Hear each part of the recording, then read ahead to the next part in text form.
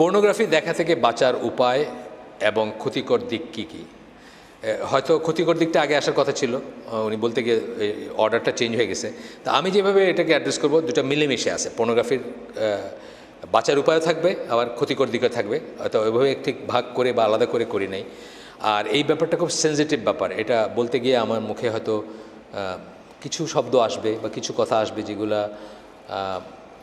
কি বলবো, মানে পার্লামেন্টারি কথা না বা শালীন না, হয়তো বা সামান্য হয়তো মনে হতে পারে যে এই কথাগুলা কি এভাবে আলোচনা করার নেই। কিন্তু লজ্জা করে যদি আলোচনা নাই করি এবং ভাবতে দেখাই যে আমরা তো এগুলোতে নাই, কিন্তু আসলে আমরা সবাই আসি এগুলোতে, তাহলে তো কোনো লাভ নাই, বুঝছেন না?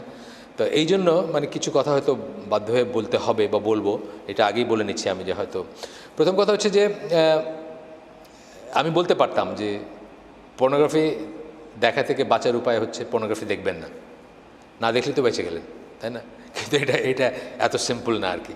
মানে সিম্পলি বলে দিতে পারবো দেখবেন না, না দেখলে তো বেঁচে গেলেন, কিন্তু জিনিসটা এত সিম্পল না। পর্নোগ্রাফি হচ্ছে মানুষের বেসিক ইনস্টিংক্টকে আহ্বান করে। বেসিক ইনস্টিংক্ট মানে কি? সহজাত যেটা বলি, জন্মগতভাবে আল্লাহ কিছু জিনিস আমাদের ভিতর দিয়ে দিচ্ছেন যেটা আমাদের অ্যাট্রাকটিভ লাগবে, সেই জিনিসটাকে হিট করে বা সেই জিনিসটাকে আহ্বান করে, যে জন্য এর আহ্বানটা অলমোস্ট অপ্রতিরোধ্য, মানে প্রতিরোধ করা যায় না।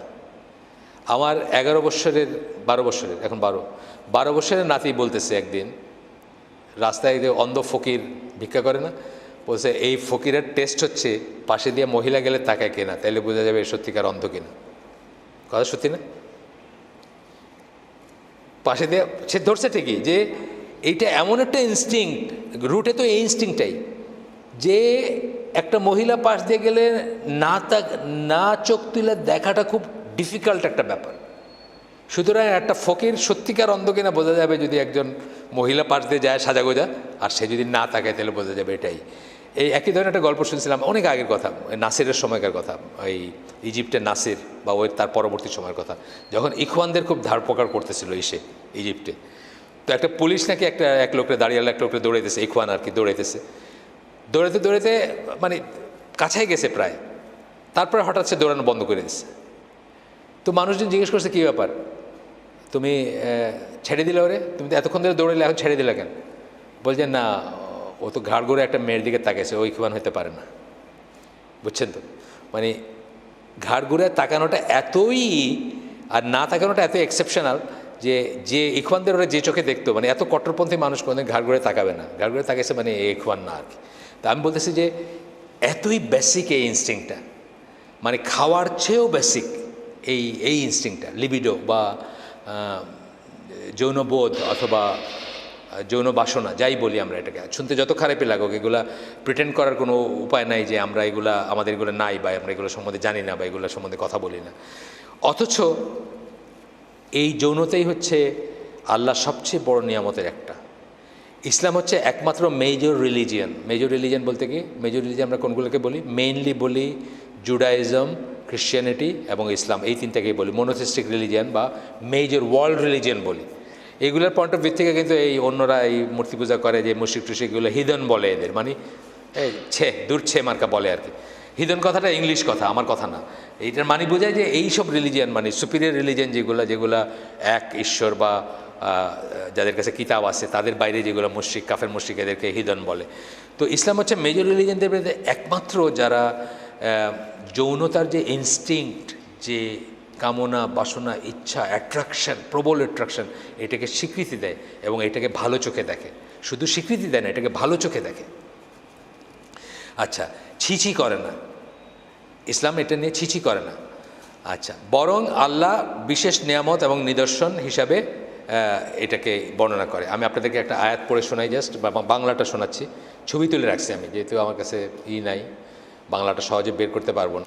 সূরা রোমের 21 নম্বর আয়াত, আল্লাহ বলতেছেন, তার নিদর্শনের মধ্যে একটা হলো এই যে তিনি তোমাদের জন্য তোমাদের মধ্য হতেই তোমাদের সঙ্গিনী সৃষ্টি করেছেন, যাতে তোমরা তার কাছে শান্তি লাভ করতে পারো। আল্লাহ কিন্তু বলেন না যাতে উনি সন্তান জন্ম দিয়ে থাকেন, তা বলেননি, শান্তি লাভ করতে পারো। তার মানে সঙ্গিনীর কাছে শান্তি লাভ করাটা আল্লাহর নিয়ামত, আল্লাহর দয়া, আল্লাহর অনুগ্রহ এবং একটা ভালো জিনিস। কোন সঙ্গিনী? যে বৈধ সঙ্গিনী আপনার। আর তিনি তোমাদের মধ্যে পারস্পরিক ভালোবাসা, দয়া সৃষ্টি করেছেন। আপনি আপনার সঙ্গিনীকে ভালোবাসেন, মিনিং ইয়োর ওয়াইফ। সঙ্গিনী বলতে ইসলামে আর কোনো মিনিং নেই, মিনিং ইয়োর ওয়াইফ, স্পাউস। এবং দয়া সৃষ্টি করেছেন, আপনার ভিতরে দয়া দিয়ে দিচ্ছেন। আপনি চিনেন না, ওই ধরেন জকিগঞ্জ, আপনার বাড়ি এইদিকে মৌলভীবাজার, বিয়ে করছেন, কোনোদিন দেখেন নাই, কোনো আত্মীয় না, কোনো পরিচয় নাই, তারপরে দেখবেন যে কত একটা মায়া হয় না। তার মৃত্যুসজ্জা আপনি তার পাশে বসে আছেন, তার মাথায় পট্টি মারতেছেন, বুঝছেন না? কোত্থেকে আসে? এটা আল্লাহর নিয়ামত। এই পশ্চিমাদের মতো আমরা জানাশোনার মাধ্যমে ভাল লাগাতে বিশ্বাস করি না। ওরা হলে জানাশোনার মাধ্যমে ভাল লাগা, বুঝছেন না? একসাথে খাইবা, একসাথে উঠবা, ডেটিং করবা, বাইরে যাইবা, তারপরে ভাল লাগা, তা না। আমাদের ভাল লাগাটা আল্লাহ দিয়ে দেন, এটা বিয়ের মাধ্যমে আসে বা ইসের মাধ্যমে। যাই হোক, এটা এরপরে আল্লাহ বলছেন এর মাঝে অবশ্যই বহু নিদর্শন আছে সেই সম্প্রদায়ের জন্য যারা চিন্তা করে। এই আয়াত, এটা কোরআনের একটা স্টাইল বলা, এর বাতে যারা চিন্তাশীল তাদের জন্য অনেক নিদর্শন আছে। তাহলে এইভাবে আল্লাহ কোরআনে বলতেছেন যে এটা আল্লাহ একটা দয়া, একটা রহমত। কোনটা? যৌন বোধটা, আপনি যে অ্যাট্রাক্টেড ফিল করেন অপোজিট সেক্সের প্রতি, এটা আমাদের ভিতরে এইভাবে দিয়ে দিচ্ছেন আল্লাহ, এইভাবে আসে। এবার এটা যে প্রপারলি পরিচালিত হয়, এটা একটা নিয়ামত, এটা একটা ভালো জিনিস, এটা অত্যন্ত পছন্দনীয় জিনিস। আচ্ছা, রাসূল সাল্লাল্লাহু আলাইহি ওয়াসাল্লাম বলছেন কি? বৈধ যৌন সংসর্গকে সওয়াবের কাজ বলছেন। অবৈধটা যদি গুনার হয় তাহলে বৈধটা সওয়াবের। আপনারা জানেন হাদিসটা? জানেন না? হাদিসটা জানেন? আচ্ছা, অথচ এই কাজটাই অবৈধভাবে ঘটলে কঠিনতম শাস্তির ব্যবস্থা রয়েছে। কঠিনতম মানে ইসলামে এই শাস্তিটা কী শাস্তি? এটা কিন্তু কোনো মাফ নাই, এটা শাসক চাইলেও মাফ করতে পারেন। আপনারা জানেন ইসলামে ম্যারিড অ্যাডাল্টারি মানে অবৈধ একটা সম্পর্ক বিয়ের বাইরে যদি হয় তাহলে এটাতে কী হয়? মৃত্যুদণ্ড। কিন্তু পাথর ইসলামী দেশে, ইভেন যেখানে শরিয়াকে আইন মনে করে তারা, সেখানে মৃত্যুদণ্ড। এবং এটা কি? এটা শাসক চাইলেও মাফ করতে পারে না। এই মৃত্যুদণ্ড এমন একটা মৃত্যুদণ্ড যেটা অন্য দুইটা আছে, তিনটা কারণে মৃত্যুদণ্ড হয় ইসলামে। একটা হচ্ছে আপনার ওই মুরতাদ হয়ে গেলে, এটাও সে তওবা করলে মাফ, যে পথে ফিরে আসলে মাফ। আরেকটা হলো কিসাস, হত্যা করলে, আরেকজনকে হত্যা করছেন এই জন্য মৃত্যুদণ্ড হয়, এটা ওর ফ্যামিলি মাফ করতে পারে চাইলে। কিন্তু অবৈধ যৌন সংসর্গের জন্য যে মৃত্যুদণ্ড, সেটা কিন্তু ওই যার সাথে করছে সে চাইলে মাফ করতে পারে না, বুঝছেন তো? এটা মানে শাসকও চাইলে মাফ করতে পারে না। এটা মৃত্যুদণ্ড যদি এটা প্রমাণিত হয় কার্যকর করতেই হবে ইসলামী শরিয়া মতে। যাই হোক, ম্যারিড অ্যাডাল্টারির কথা বলা হয়েছে যে এটা পশ্চিমা সাধারণ কলামিস্টরা পশ্চিমা দেশের লেখালেখিতে আসছে যে পর্নোগ্রাফি ইটসেলফ একটা অ্যাডাল্টারি বা ব্যভিচার।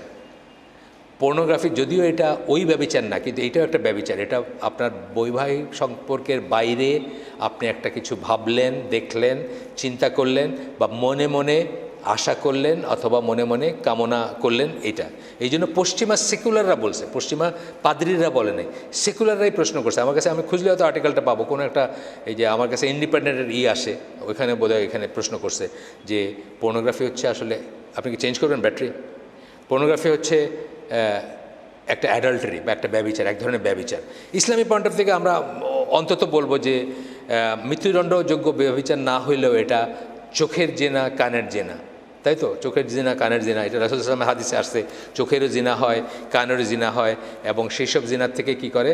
আলটিমেটলি মানুষ রিয়েল জিনাতে যায়। আচ্ছা, প্রাণীকুলের ভিতরে আপনি দেখবেন যে সবচেয়ে বড় প্রাণীকুল বলতে আমি সকল প্রাণীর কথা বলতেছি, মানুষ সহ, সবচেয়ে বড় চালিকা শক্তির একটা। আপনি যে মেটিং সিজনগুলো আছে অন্য প্রাণীর ভিতরে, আপনি দেখবেন কি করে তারা, মানে একজন মাইরে ফেলতেছে এটার জন্য কম্পিটিশন দিতে গিয়ে। আপনি দেখবেন কুমিরের ভিতর আছে বা অন্যান্য জন্তু জানোয়ারের ভিতরে একজনকে মেরেই ফেলতেছে, মানে মারামারিটা শুরু হয়েছে এটাকে কেন্দ্র করে, এবং একজনকে মেরেই ফেলছে। আল্লাহ দেয়া এই চালিকা শক্তির বলে পৃথিবীর সমাজ সংসার আবর্তিত হচ্ছে, এই কথাটা আমি বলতে পারতাম, কারণ আসলে এইটা দিয়ে কিন্তু দুনিয়াটা ঘুরতেছে, এটাকে কেন্দ্র করে। অন্য ফর্মে আমরা হয়তো ডিফাইন করতেছি না ওইভাবে, বুঝছেন না? এটা মিলেমিশে আছে জিনিসের ভিতর, গানের ভিতর আছে, সিনেমার ভিতরে আছে, নাটকের ভিতরে, বুঝছেন না? কিন্তু এই কেন্দ্রে কিন্তু পৃথিবীটা ঘুরতেছে, সারা পৃথিবীটা কিন্তু এটাকে কেন্দ্র করে ঘুরতেছে। প্রাণীকুলে প্রবল প্রতিযোগিতা দেখা যায়, যা অনেক সময় প্রতিপক্ষকে হত্যা পর্যন্ত গড়ায়। এটা আমরা দেখছি অনেক, আমি উদাহরণ দিতে পারতাম অনেক। সবচেয়ে প্রবল এই বেসিক ইনস্টিংক্টকে চরিতার্থ করার ব্যাপারটা প্রকৃতিতে ওপেন, কোনো রকমের রাগঢাক নেই, প্রকৃতিতে ওপেন, জোরদার মুলুকতার, যে পাল্লা যা করলা। কিন্তু মানে কি বলে, মানুষকে তো আল্লাহ আশরাফুল মখলুকাত হিসেবে বানাইছেন কেন? এটা আল্লাহ কিছু নিয়ম করে দিয়েছেন, এই নিয়মের ভিতরে মানুষ থাকবে এবং থাকলেই সে আশরাফুল মখলুকাত, নাহলে সে জানোয়ারের সাথে তার কোনো তফাৎ নাই। আচ্ছা, মানুষের বেলায় আল্লাহ কিছু নিয়ম বাইরে দিয়েছেন, সেই নিয়ম যারা মানে না তাদের বেলায় এই বেসিক ইনস্টিংক্ট পরিতৃপ্ত করতে মানুষ খুন খারাপি বা হত্যা ধর্ষণ পর্যন্ত যায় না আমাদের দেশে। আমাদের দেশে তো দেখতেছেন যে যারা এই নিয়ম মানে না, আল্লাহর নিয়ম মানে না, আল্লাহর বিধান মানে না, আল্লাহ যে নিয়ম করে দিয়েছেন সেটার ভিতর, তারা কি শেষ পর্যন্ত খুন রাজানি পর্যন্ত যায় না? এটারই সূত্র ধরে যাচ্ছে। আপনি দেখতেছেন মা ছেলেকে মেরে ফেলছে, এই 2-3 বছর আগে উঠছে, আপন ছেলেকে মেরে ফেলছে মা, এই পথে সে জেনে গেছে বা কিছুর জন্য মেরে ফেলছে, পরকীয়া সম্পর্ক সম্বন্ধে জানছে। তার মানে সে নিয়ম মানে না। নিয়ম না মানলে তখন সে যা ইচ্ছা আসবে, খুন আসবে, ধর্ষণ আসবে, মানে খুন কইরা। মাদ্রাসার একটা ছেলে, সেদিন পড়লাম, মাদ্রাসার 8-9-এর ছেলে আরেকটা 7-8-এর মেয়েকে নিয়ে ভাগায় নিয়ে ঢাকায় চলে আসছে। আয়সা কোন হোটেলে উঠতে চাইছে, পারে নাই উঠতে, কমলাপুর স্টেশনে যে পতিত রেলওয়ে বগি থাকে না, ওর ভিতর তাকে ধর্ষণ করছে, কইরা তাকে, সে কাঁদতেছিল, মেয়েটার দোষ হলো মেয়েটা তারপরে কাঁদতেছে, সমানে কাঁদতেছে, তারে মাইরে ফেলছে, পেপারে আসছে, ওপেন ঘটনা, খুন করছে। এই ইনস্টিংক্টের জন্য তো করছে, এই কাজটার জন্য করছে না। ইনস্টিংক্টটা আমি বলতেছি যে রিপুর তাড়নাটা তো এইটাই। সে নিয়ম মানে নেই দেখে সে হত্যা পর্যন্ত করেছে। 7-8-এর মেয়ে, 8-9-এর ছেলে, মাদ্রাসার। চিন্তা করে দেখেন আপনি, তাহলে অন্য যারা যা করতেছে বা আরও যারা উন্নত শ্রেণীর, উন্নত টাকা পয়সা আছে, উন্নত শিক্ষা দীক্ষা আছে, তাদের কথা তো আছেই। আমি অনেক ছোটোবেলায়, তখন আমি অত বুঝতাম না অনেক কিছু, মানে ধরেন 10-12 বছর বয়সে একজনের গল্প শুনতেছিলাম যে সে সিলেটেই, সে বৃষ্টি ঝড়ের রাতে নদী পার হয়ে জৈন্তায় চলে গেছে, এই ইনস্টিংক্টের বশবর্তী হয়ে। ওইখানে এটা চরিতার্থ করার কোনো ব্যবস্থা আছে আর কি, সেই জন্য মানে বলতেছিল, তারা হাসি ঠাট্টা করতেছিল মুরব্বীরা, যে মানুষের এই ব্যাপারটা কত সাংঘাতিক, যে ঝড়ের রাতে সে সুরমা নদী পার হয়ে সাঁতরায় ওই পারে জৈন্তায় চলে গেছে, ওইখানে কোনো একটা ব্যবস্থা আছে সেটা চরিতার্থ করতে গিয়ে। এত প্রবল হইতে পারে মানুষের এই ইনস্টিংক্টটা। আপনি পশুগুলোর ভিতরে দেখবেন, আমার একটা ঘটনা মনে আছে যে একটা ছাগল খুব ভ্যাঁ ভ্যাঁ করতেছে, তো এক নাতি তার নানিকে জিজ্ঞেস করছে যে এটা এত চিৎকার করতেছে কেন, তো নানি বলতেছে যে এটার বিয়ের সময় হয়েছে। পশুগুলোর ভিতরে এটা আছে, মানুষের ভিতরে খালি এটা নিয়ে রাগঢাক আছে। এটা রাগঢাক কেন আছে? এটা হায়ার অংশ, এটার জন্য আল্লাহ নিয়ম দিছেন, এটা চরিতার্থ করার পার্টিকুলার ওয়ে দিছেন এবং ব্যবস্থা করে দিছেন আল্লাহ, সেটা দিয়ে করবেন। এটা ইসলাম কিন্তু এটাকে অ্যাকনোলেজ করে, স্বীকার করে। ওই যে বলো না, যেন প্রশান্তি লাভ করে, প্রশান্তি লাভ করতে চাবেন আপনি, এটা কিন্তু ইসলাম অ্যাকনোলেজ করে, কিন্তু প্রশান্তির জন্য সুনির্দিষ্ট ব্যবস্থা করে দিছে, সেই ব্যবস্থার ভিত্তিতে প্রশান্তি লাভ করতে হবে। আসেন আর একটু আগাই। এরপরে দেখেন এই যে বউ পালানোর, দেখেন না, এই অমুকের বউ পালায় গেছে, 3 বাচ্চার মা, 4 বাচ্চার মা, পেপারে পড়েন, পড়েন। বেসিক্যালি কিন্তু এই জিনিসটা ইনস্টিংক্টটা তার ফুলফিল হয় না, সেই জন্য সে সমাজ, সংসার, ইজ্জত, সম্মান, ধর্ম কোনো কিছুই একসময় মানে না, কোনো কিছুই একসময় মানে। এটা এত প্রবল একটা চালিকা শক্তি। এই প্রবল শক্তিকে সঠিক পথে পরিচালিত না করলে সমাজ সংসারে প্রবল বিপত্তি এবং বিপদ নেমে আসবে। এটাকে যদি আপনি কন্ট্রোল করতে না পারেন, সঠিক পথে পরিচালিত না করতে পারেন, সমাজ সংসারে মারাত্মক বিপত্তি এবং বিপর্যয় নেমে আসবে। আপনি দেখেন আমাদের চারিদিকে কী অবস্থা এখন, আপনি তাকায় দেখেন, মানে নিউক্লিয়ার এনার্জি, যেটা অ্যাটমের ভিতর যে শক্তি থাকে, এইটা দিয়ে আপনি একটা রিয়েক্টর দিয়ে সারা বাংলাদেশে আলোকিত করে ফেলতে পারবেন, আবার একটাই দিয়ে সারা বাংলাদেশ ধ্বংস করে ফেলতে পারবেন। প্রবল শক্তি না, অ্যাটমের ভিতরে প্রবল শক্তি, সেটা দিয়ে আপনি কী করবেন, একটা নিউক্লিয়ার পাওয়ার প্ল্যান্ট বানান, সারা বাংলাদেশ আলোকিত করে দিতে পারবেন আপনি একটা দিয়ে। আর একটা বোমা মারেন, জুইতের একটা অ্যাটম বোমা মারেন, সারা বাংলাদেশের সব মানুষ ধ্বংস হয়ে যাবে। একই রকম পটেনশিয়াল কিন্তু এই যৌন চেতনা, প্রেরণা বা কি বলবো, যৌন ইনস্টিংক্ট, অনুভূতি বা বাসনা এর ভিতরে রয়ে গেছে। প্রপার পথেই করবেন, সমাজ সংসার সোনার হয়ে যাবে।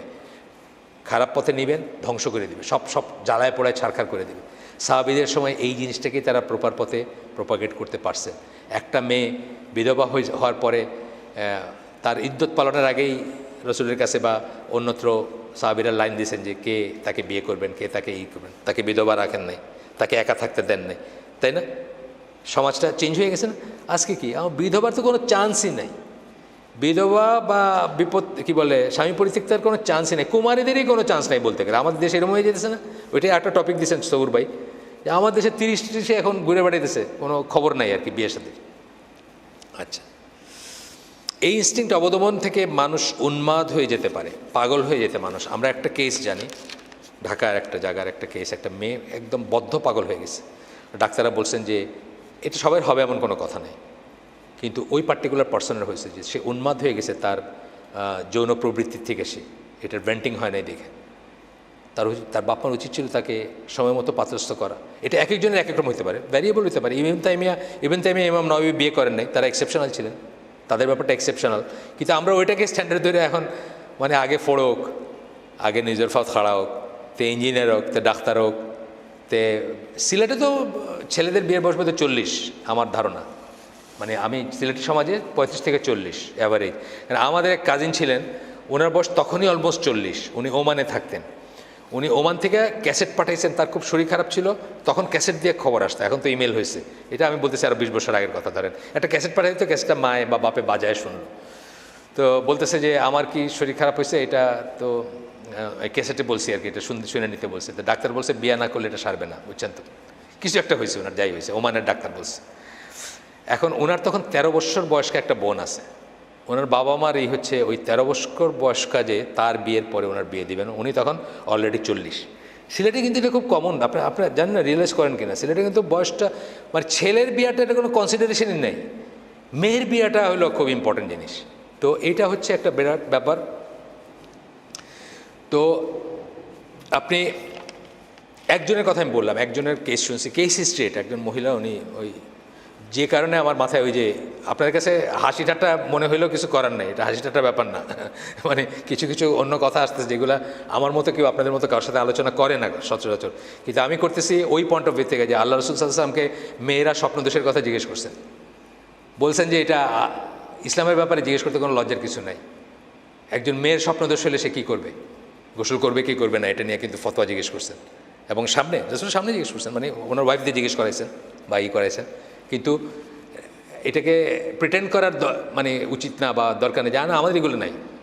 আমাদের যে অনেকের ভাবটা এরকম আছে যে আমাদের দাড়ি টুপি আলা, আমাদের এগুলো নাই। অবশ্যই আছে, থাকবে না, আল্লাহ রসুলের ছিল, আমাদেরও আছে। এই ইনস্টিংক্ট আল্লাহ রসুলের প্রবল ছিল, আমরা অনেক গল্প জানি যে ওনার প্রবল ইনস্টিংক্ট ছিল, আমাদেরও আছে আলহামদুলিল্লাহ। এটাকে ইসলামে খুব ভালো দেখা হয় যে নপুংসক তার পিছনে নামাজ হয় না, যার এই ইনস্টিংক্ট নেই তার পিছনে নামাজ হয় না, বুঝছেন না? ইসলাম এটা একটা যোগ্যতা, এইটা যোগ্যতা, মানে আপনার এইটা থাকবে, মানে এই মানে পোটেন্ট হবেন আপনি, এটা একটা যোগ্যতা, যে ইম্পর্টেন্ট তার পেছনে নামাজ হয় না। আচ্ছা, এই প্রবল চালিকা শক্তিকে সঠিক পথে প্রবাহিত করাই হচ্ছে পর্নোগ্রাফি তথা সমাজ সংসারে খুন, রাহাজানি, অবিচার, ব্যভিচার প্রতিরোধের একমাত্র উপায়। এইটাকে এই যে ডিজায়ারটা বা এই যে এনার্জিটা, এটাকে সঠিক পথে পরিচালনা করাটাই হচ্ছে একমাত্র উপায় মানুষকে পর্নোগ্রাফি থেকে ফেরানোর বা করার, যেটা এটার এই পার্টিকুলার আর্টিকেলের শুরুতে বলছেন উনি। মানে এটার বিষয়টা যেটা সমাজপতি তথা বাবা মাকে অ্যাকনোলেজ করতে হবে প্রথমেই বাবা মা বা সমাজপতি, যারা সমাজপতি কারা, চেয়ারম্যান, ডিসি, প্রধানমন্ত্রী, প্রেসিডেন্ট, যে সমাজের সমাজপতি, তাকে অ্যাকনোলেজ করতে হবে এটা, অর্থাৎ যৌনতা unavoidable strong basic instinct. Unavoidable, এটা অ্যাভয়েড করার কোনো রাস্তা নাই। স্ট্রং বেসিক ইনস্টিংক্ট, বেসিক মানে মৌলিক চাহিদা মানুষের। মিসইউজ প্রতিরোধ শুরু হবে ঘর থেকে, কিন্তু এই ইনস্টিংক্টটার মিসইউজটা প্রতিরোধ শুরু হবে কোথা থেকে? ফ্যামিলির থেকে শুরু হবে। সমাজ কইরা পারবে না একা, সমাজকে একদিনে আপনি করতে শুরু করতে হবে ফ্যামিলির থেকে। করতে গিয়ে কী করবেন? আমি বলছি এটা প্রিটেন্ড করবে না যে আমার ছেলের বা আমার মেয়ের চরিত্র ফুলের মতো পবিত্র। আমাদের অনেকে বলতে শুনছি যে আমার ছেলে এরকম না, আমার মেয়ে এরকম না। এটা করে আমরা কিন্তু অনেক সময় পয়েন্টটা মিস করি। তো এখানে আমি একটা উদাহরণ দিছি যে আমাদের অনেক বছর আগে, 20 বছর আগে হয়তো, একজন তবলিগপন্থী একজন দিনী বোন ছিলেন, যিনি কলেজের টিচার ছিলেন, বিধবা ছিলেন, তার 3-4টা ছেলে মেয়ে ছিল। তো আমাদের সাথে, আমি তাকে কোনো দেখি, মানে আমার সাথে কোনো ছিল না তার, তখন মানে পরিচয় ছিল না বা কিছু না, বাট উনি আমাদের মেয়েদের হালাকায় আসতেন। তখন কথাবার্তায় আমি বলার চেষ্টা করছি যে উনি বিয়ে করেন বা বলাইতে চেষ্টা করছি। উনি প্রথম দিকে বলতেন যে ওনার কোনো প্রয়োজন নেই। তারপরে আমার একটা বই, যখন 2005 সালের বা আরও একটু পরে, বিবাহ নারীবাদ একটা বই আছে আমার, সেই বইটা বাংলাদেশি মুসলিম জীবনে বিবাহ নারীবাদ, সেই বইটা পড়ার পরে উনি ডিসাইড করেন যে উনি বিয়ে করবেন। তো উনি আমাদের মেয়েদেরকে বলছেন একবার যে মানে অনেকেই আছে যারা এটা এই জিনিসটা অ্যাকনোলেজ করে না, স্বীকার করে না, মুনাফিকের মতো ভিতরে রাখে কিন্তু খারাপ কাজ করে যায়। উনি একটা ফ্যামিলির কথা বলছেন যে একজন মহিলা তার হাজব্যান্ডকে সময় দিতে পারেন না, বা তার ফিজিক্যালি উনি ফিট না হাজব্যান্ডের সাথে থাকার জন্য, বা সোজা বাংলায় শোয়ার জন্য ফিট না। তো উনি কী করছেন, সুন্দর দেখে একটা চাকরানি রাখছেন। সেই চাকরানিটাকে উনি ওইভাবেই করছেন যে ওই হাজব্যান্ডকে রাত্রে হাজব্যান্ডের সাথে ঘুমাবে, এবং ওইটার জন্য ওকে স্পেশাল পে করতেছেন বা পে করেন। এটা তো ব্যভিচার, একদম ব্ল্যাটেন্ট ব্যভিচার। কিন্তু তবুও উনি হাজব্যান্ডকে একটা বিয়ে দিতে রাজি না, বুঝছেন না? মানুষে জানবে, লজ্জা আছে, ভাগ হবে সম্পত্তি, সামাজিকভাবে হবে, এইসবের জন্য। এই ধরনের মেন্টালিটি নিয়ে আপনি কোনোদিন পর্নোগ্রাফি রোধ করতে পারবেন না। আপনাকে হাকিকতে আসতে হবে, বাস্তবতায় আসতে হবে যে এইটা এই জিনিস, এইটার আমার মেয়ে, আমার ছেলে, যারা ফুলের মতো পবিত্র, তারাও মানুষ, তাদের এই ইনস্টিংক্ট আছে, এবং তাদের এই ইনস্টিংক্টটাকে আমি শুদ্ধ, যার যেটা এক একজনের এক একটা লেভেল থাকতে পারে, কিন্তু শুদ্ধভাবে কী করে প্রবাহিত করব সেই জন্য আমি চিন্তা করব, আমি তাকে কি করে এটাতে বাঁচায় রাখবো সেটা চিন্তা করব। আচ্ছা, ঘরে এবং বাইরে সুস্থ পরিবেশ দিতে হবে। ঘর এবং বাইরে সুস্থ পরিবেশের সূত্রপাত হচ্ছে তাকে তৌহিদের উপর প্রতিষ্ঠা করতে হবে। তৌহিদের উপর প্রতিষ্ঠা করতে পারলে সে জানবে যে আল্লাহ দেখেন, আল্লাহ শোনেন, আল্লাহর কাছে কিছু লুকানো যাবে না, বুঝছেন না? তৌহিদের প্রতিষ্ঠা বলতে আমি কী বলছি, রিয়েলি তৌহিদের প্রতিষ্ঠা করতে হবে, তা প্রতিষ্ঠিত করতে হবে। তাইলে সে জানবে যে আল্লাহ সব কিছু দেখেন এবং শোনেন, আল্লাহকে ফাঁকি দেওয়া যাবে না, আল্লাহকে লুকায় কোনো গুনাহ করা যাবে না, দরজা বন্ধ করে পায়খানার ভিতরে করা যাবে না। এবং আল্লাহর হক কি আপনার উপর, অন্যের হক কী আপনার উপর, নিজের হক কী আপনার উপর, সেটা তাকে শিক্ষা দিতে হবে। আল্লাহর হক হচ্ছে শিরক বিবর্জিতভাবে সে ইবাদত করবে। অন্যের হক মানে কি, আপনার অনাগত যে বউ, তার আপনার উপর হক আছে না? যে আপনার বউ হবে, যে আপনার হাজব্যান্ড হবে, তার উপর আপনার হক আছে না? আপনি ব্যভিচারের পর্নোগ্রাফি এবং পর্নোগ্রাফির সুবাদে ব্যভিচারে লিপ্ত হবেন, তার হক আপনি নষ্ট করতেছেন। নিজের হক আছে না নিজের উপরে? নিজের হক কি, আপনি নিজেকে স্পেন্ড করে দিবেন না, খরচ করে দিবেন না, নষ্ট করে দিবেন না। আপনি জীবনে অসুখী হয়ে যাবেন, জীবনে আর কোনোদিন দাম্পত্য সম্পর্ক স্থাপন করতে পারবেন না, আপনি সেরকম কেউ হবে না। আচ্ছা, এরপরে যেটা করতে পারেন বাবা মা, পর্নোগ্রাফি আটকানোর কথায় আমরা আসতেছি। টিভি বা কোনো মিডিয়ার সাথে যুক্ত আছে কিনা, থাকলে কি দেখতেছে সেটা আমরা বিচার করব। কোন বন্ধুর সাথে মিশতেছে সেগুলোর খোঁজ নিব। স্কুলে কি শিখতেছে, যে স্কুলে পাঠাইছেন সেই স্কুলের পোলাপানরা অবসর সময় টিফিনের সময় কি কথা বলে, কি দেখে, কি শোনে, বা কি নিয়ে কথা বলে। আমরা ঢাকায় স্বনামধন্য স্কুলের কথা জানি, যেটা বাথরুম লক করে দিতে হয়েছে, 5-6 থেকে শুরু অনওয়ার্ড বাচ্চাদের জন্য বাথরুম লক করে দিতেছে। কারণ মানে তারা ক্লাস থেকে উঠে বিভিন্ন ক্লাসের পোলাপান বাথরুমে গিয়ে ওই দেখে, ওই ফোনে জিনিসপত্র দেখে, এই জন্য বন্ধ করে দিছে যে বাথরুমে যাইতে হলে কাউকে টিচারের কাছ থেকে চাবি চায়ে নিয়ে যাইতে হবে, এই ব্যবস্থা করছে। তাহলে আপনি এগুলোর খোঁজ নেবেন। তারপরে হচ্ছে বিয়ে দিবেন অ্যাজ সুন অ্যাজ পসিবল, এটার কোনো বিকল্প নাই। অ্যাজ সুন অ্যাজ পসিবল বলতে কি, এক একজনের জন্য অ্যাজ সুন অ্যাজ পসিবল এক একটা। আমি যেটা বললাম, ইবনে তাইমিয়া বা ইমাম নওয়াবী, তারা স্পেশাল হিউম্যান বিংস ছিলেন। আমরা সবাই সেরকম স্পেশাল না। আমাদের কারো 15তে বিয়ে দরকার হতে পারে, কারো 16তে হতে পারে, কারো 25 হতে পারে, কারো 35 হতে পারে। সেটা মানুষ ভেদে আমরা চিন্তা করবো, এবং চিন্তা করে সেইরকমভাবে আমরা বিয়ের ব্যবস্থা করব। আমরা এটা নিয়ে আন্দোলন গড়ে তুলব। আন্দোলন মানে রাস্তার আন্দোলন না, আমরা লেখালেখি করব, আমরা লবি গড়ে তুলব, যাতে আমাদের সরকার অলরেডি একটা করছে, 2 বছর আগে বা 3 বছর আগে একটা কারেকশন করছে, যে বাবা মার তত্ত্বাবধানে আগে বিয়ে হইতে পারে। এটা নিয়ে আবার সেকুলার পন্থীরা খুব চিৎকার করছে এটা নিয়ে। আপনারা তো জানেন না যে ইংল্যান্ডে 15 বছর বয়সে কিন্তু বিয়ে দিতে পারবেন আপনি আপনার ছেলে মেয়েকে, প্যারেন্টাল গাইডেন্সে, মানে বাবা মা যদি করে। তা আমাদের দেশ কোথা থেকে এত মডার্ন হলো যে আমাদের দেশে 18-র নিচে দেওয়া যাবে না, বা দিলে সেকুলার পন্থীরা চিল্লাচিল্লি করবে? এটা কোনো ব্যাপার না। অ্যাজ সুন অ্যাজ পসিবল এটা দেওয়ার চেষ্টা করবেন, বা যারা বাবা মা আছেন বা যারা ঘরে, আমি বলতেছি পর্নোগ্রাফি আটকানোর স্টেপগুলো বলতেছি, কী করে আপনি পর্নোগ্রাফিকে রোধ করতে পারেন। হিটলার পর্যন্ত বুঝছিল, হিটলার, আপনি তার জীবনী পড়েন, সেই 1920-21-22-এর কথা আমি বলতেছি, তখন সে বুঝছিল যে তার দেশে সমস্ত খারাপ কাজগুলো ইহুদিরা করে, ইহুদিরা সিনেমা বানায়, ইহুদিরা পোস্টার লাগায়, ইহুদিরা মেয়েদের ছবি লাগায়, এগুলো দেখে তাদের ইয়াং জেনারেশন নষ্ট হয়ে যেতেছে, এবং তাদের সিফিলিস গনোরিয়া হইতেছে, তাদের বংশ। তখন তো আর প্রস্টিটিউশন ছাড়া খুব একটা রাস্তা ছিল না, এরকম তো লিভ টুগেদার তখনকার ইউরোপেও সহজ ছিল না। কিন্তু বলতেছে তাদের ইয়াং জেনারেশনগুলো নষ্ট হইতেছে, বংশ পরম্পরায় খারাপ সন্তান প্রডিউস করতেছে। সুতরাং অফিসিয়ালি গভর্নমেন্টের উচিত তাড়াতাড়ি বিয়ের ব্যবস্থা করে দেওয়া, তাদের বাসস্থানের ব্যবস্থা করা, তাদের হিটলারের জীবনী পড়ে দেখেন, হিটলার বলছে। কিন্তু আজকে আমরা মুসলিমরা এটা বুঝতেছি না। এটা হচ্ছেই। তারপরে হচ্ছে যে কোনো ইবাদতের কাজ, একটা মানুষ যদি ইবাদতের পরিবেশে থাকে, তাহলে কি সে ওইসব থেকে দূরে থাকবে। ইবাদতের পরিবেশটা বাসায় সৃষ্টি করবেন যেন ওইসব থেকে দূরে থাকে।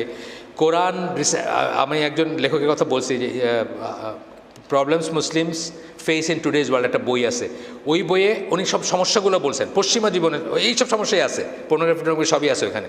সমস্যা গিয়ে প্রতিটি সমস্যায় উনি বলছেন রিসাইট কোরআন ডেইলি, রোজ কোরআন তেলাওয়াত করবা।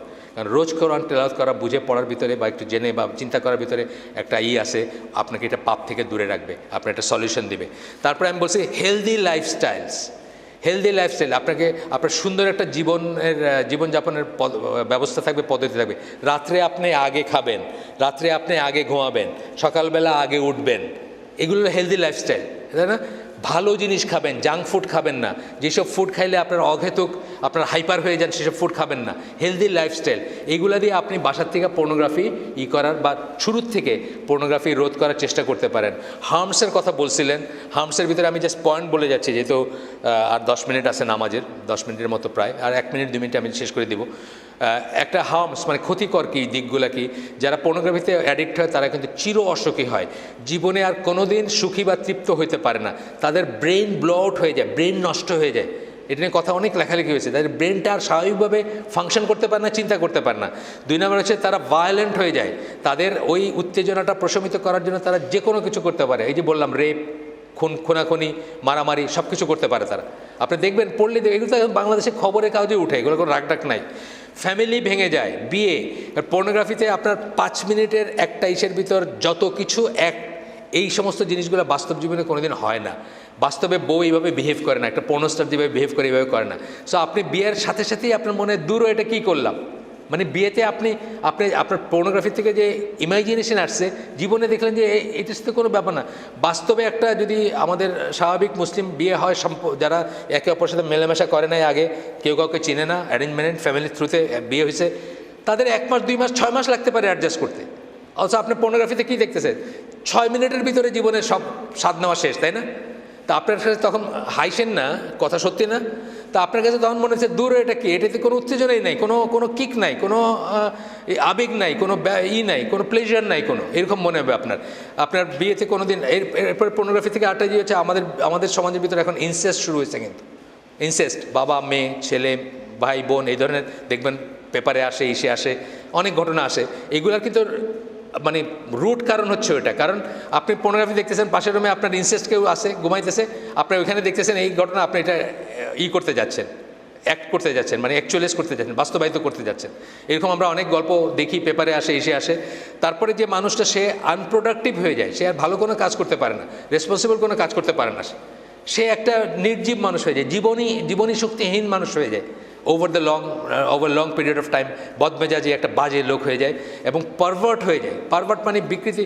এই পর্নোগ্রাফির ব্যাপারটাই এমন যে আপনার কালকে যেটা দেখছেন আজকে আর সেটাতে ধরবে না, এটা একটা নেশার মতো ব্যাপার। মানে কালকে আপনি একটা সিগারেট খেয়ে হয়তো আজকে 2টা, তারপর 3টা, তারপর 10টা, তারপর 2 প্যাকেট, বুঝছেন না? মানে এটা বাড়তেই থাকবে উত্তর, এবং একসময় দেখবেন যে আপনার কিছুতেই কিছু হচ্ছে না। আমি শেষ করে দিই, যেহেতু নামাজের সময় চলে আসছে। সুবহানাকা আল্লাহুম্মা ওয়া বিহামদিকা আশহাদু আল্লা ইলাহা ইল্লা আনতা আস্তাগফিরুকা ওয়া আতুবু ইলাইক।